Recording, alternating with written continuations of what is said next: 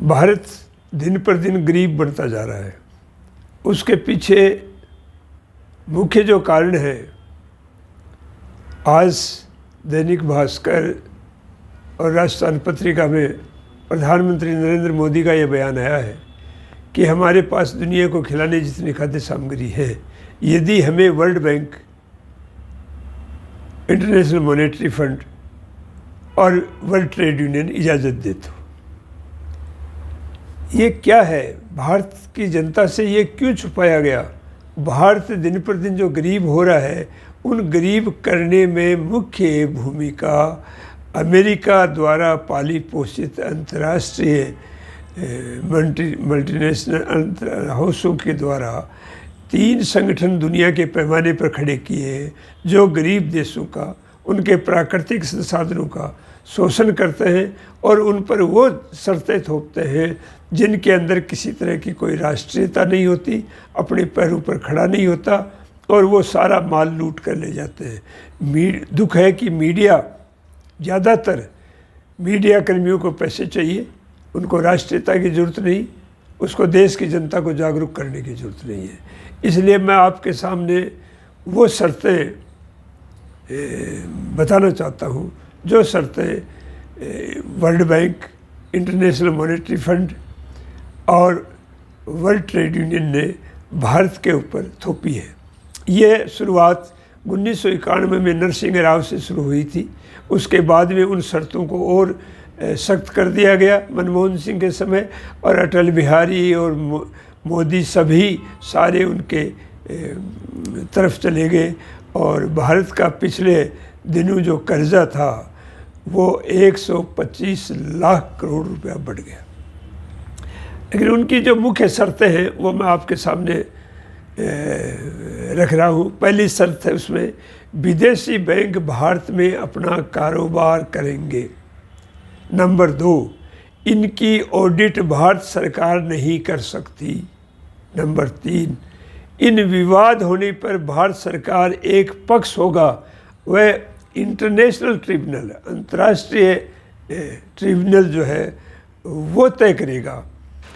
Bank अपनी जमा पूंजी शेयरों में लगाएंगे। नंबर 5, कृषि आधारित खाद्य, तिलहन व कपड़ा उद्योग का कच्चा माल स्टोर कर सकती है, इनकी कोई सीमा नहीं होगी।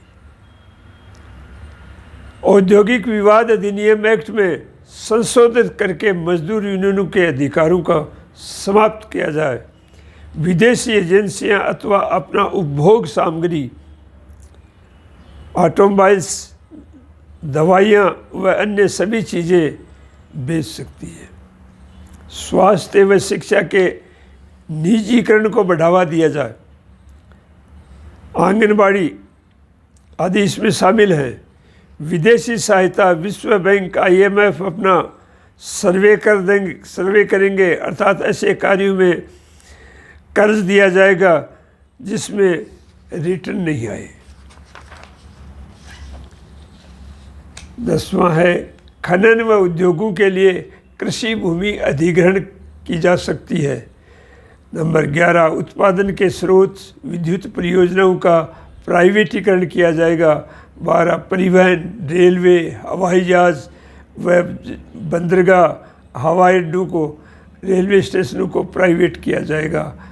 और महंगाई को कम दिखाने के लिए आधार वर्ष को आगे खिसका दिया जाएगा। ये वो शर्तें हैं जिन शर्तों के आधार पर भारत एक विकसित देश बनने के बजाय सबसे प्राकृतिक संपदा में संपन्न अफ्रीकी देशों की तरह रोडेशिया की तरफ बढ़ रहा है। आज भी समय है कि इन अंतर्राष्ट्रीय एजेंसियों के जाल से हम निकलें और हम अपने देश को मजबूत करने के लिए, हमारी आर्थिक व्यवस्था को मजबूत करने के लिए इन अंतर्राष्ट्रीय लुटेरों को हम जवाब दें। यदि यह नहीं कर पाए तो जो नया अभी चल रहा है अमेरिकन जो दबाव है कि वो हथियार मेरे से खरीदे, किसी और से नहीं खरीदे, और जितना ज़्यादा हम किसी दूसरे देशों से हथियार खरीदते हैं तो वो कोई हथियार उत्पादन नहीं करते, तो उनके ऊपर अलग से एक भारत की डिफेंस व्यवस्था के ऊपर कि कैसे 75 साल के अंदर भारत की डिफेंस व्यवस्थाओं को कमज़ोर किया गया और कैसे देश को खंडित होने की तरफ धकेला जा रहा है, इन बातों पर मैं अगले एपिसोड में आपके सामने पेश करूंगा। आपको के लिए यही जानकारी मैं उपलब्ध करा रहा हूं कि अंतर्राष्ट्रीय एजेंसियां भारत पर कैसे गलत आर्थिक नीतियां थोपी और जिनको नरसिंह राव उसके बाद में जो भी प्रधानमंत्री आए उन सब ने उसमें और शर्तें जोड़ते गए, तो ये एक बड़ा इस देश को डुबोने की तरफ जा रहे। देशवासियों से मेरा अपील है कि इन चीज़ों को समझें और वो सब कुछ करें जो देश के हित में हो। धन्यवाद।